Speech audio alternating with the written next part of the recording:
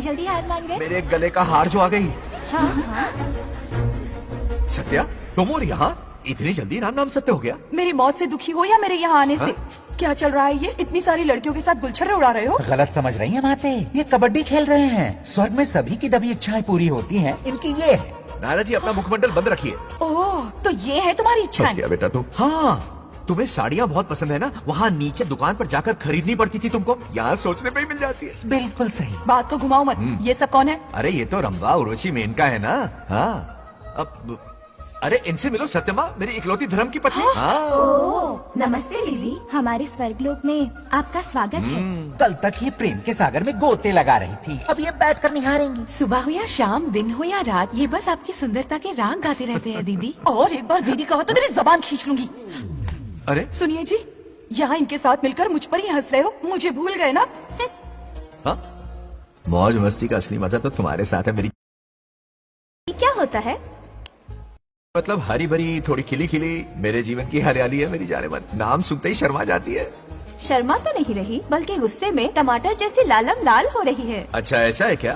गुस्सा फुर्र किए देते हैं। अरे गाल तो शर्म से लाल है, गुस्से से नहीं। गौर से देखो, इश्क और मुश्क छिपाए नहीं छुपते।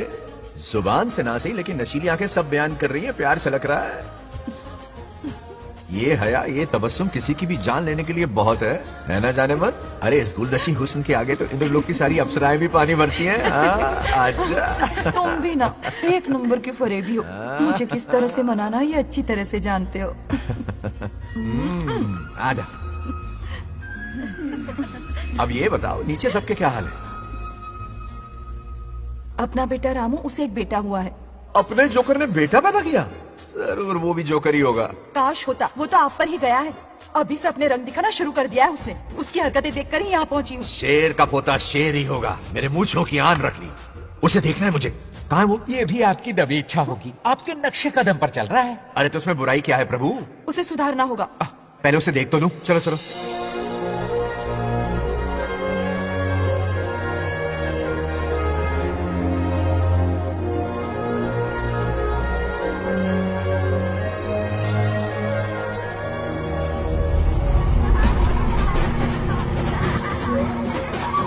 वो रहा।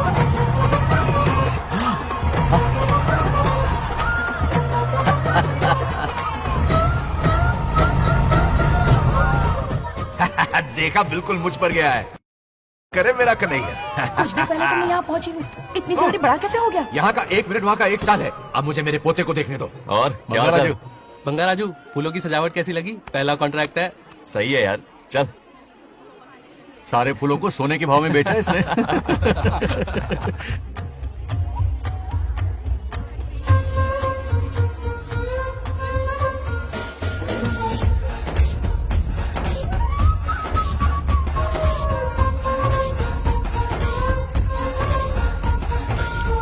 आउट! अरे क्या हुआ? अरे मम्मा। मुझे दिखाओ। क्या हुआ? तुम ठीक तो हो ना? मोच आ गए।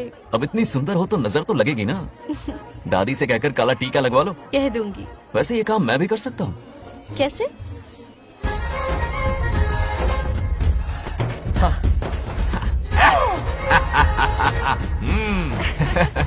क्यों बंगार राजू, गांव की सारी लड़कियों को ऐसे ही फंसाते हो? अरे इसे फंसाना नहीं कहते। तो फिर? अगर लड़की ना चाहे तो लड़का उसे फंसा ही नहीं सकता। आहा। लड़का पसंद आ गया तो वो पटा लेगी। फंसाना तो बहुत छोटी सोच है, पटाना अलग बात है। अब तुम्हें देखो ना। Oh smart. चलो एक शर्त लगाते हैं, मैं रस्सी खींचूंगी, तुम मटका फोड़ना। हाँ। अगर तुम मटका फोड़ पाए तो पट जाऊंगी।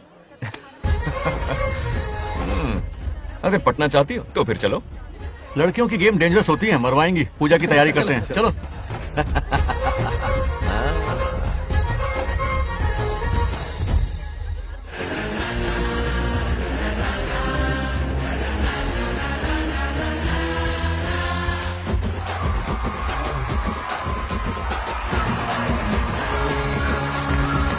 आजा आजा।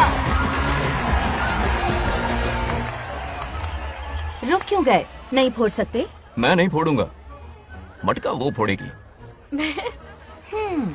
देखते हैं।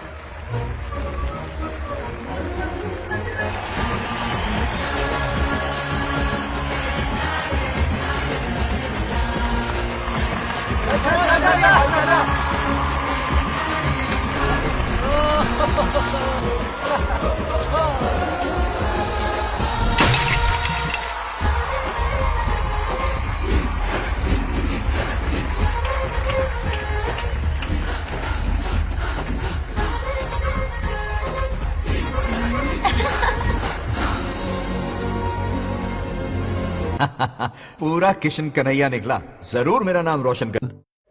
डियर पेरेंट्स, आज ये मीटिंग हमारी लड़कियों के सिलसिले में है। हम सबका एक ही दुश्मन है, बंगार राजू। जब वो छुट्टियों में गांव आता है मेरे प्राण सूख जाते हैं। अब वो हमेशा के लिए लौट आया है। बेटी को घर पर बंद करके रखना होगा या हमें गांव छोड़ना होगा? हमें हमारी बच्चियों पर नजर रखनी पड़ती है। अरे शादी में जाएं या मार्केट में जाएं या मंदिर में जाएं या स्कूल में जाएं, यही फिक्र लगी रहती है कि मधुमक्खियां कहीं शहद के पास तो नहीं चली गई। बात करने से कोई फायदा नहीं, चलकर बंगार राजू के मामा से शिकायत करते हैं।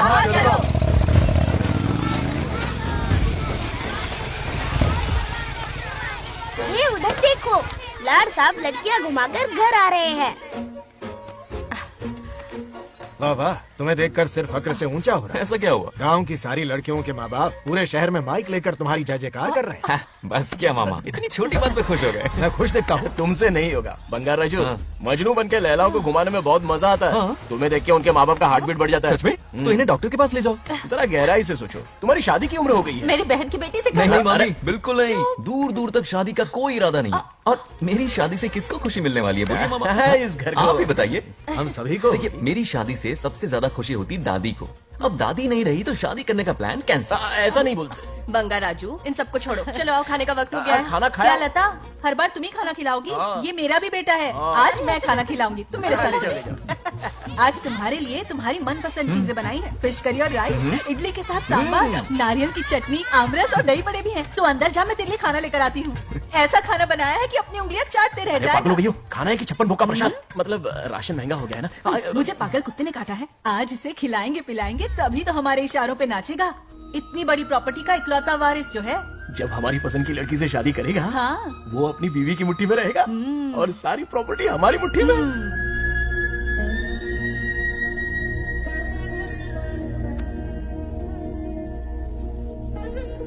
अपने पोते के लिए बहुत बुरा लग रहा है मुझे। उसके लिए एक अच्छी लड़की ढूंढेंगे। माना तुम्हारी आंखों का तारा है, लेकिन तुम्हारा ये काना जो है ना, गांव की हर गोपी को घुमा रहा है। उसकी शादी नहीं हुई तो जान ले लूंगी। ऐसी बात नहीं है। मुझ जैसे रोमियो को तुम जैसी जूलियट मिल गई तो उसे भी मिल जाएगी। मस्का मत मारो मुझे, मुद्दे की बात करो। अरे तुमने तो मुझे काबू में कर लिया, लेकिन इस बेलगाम घोड़े के लिए लगाम कहाँ से मिलेगी? मिल गई है, अपने पुराने पड़ोसी की बेटी। कौन से पड़ोसी? वो रमेश यादव, वो अभी गांव के सरपंच है। हाँ। उनकी बेटी नागलक्ष्मी।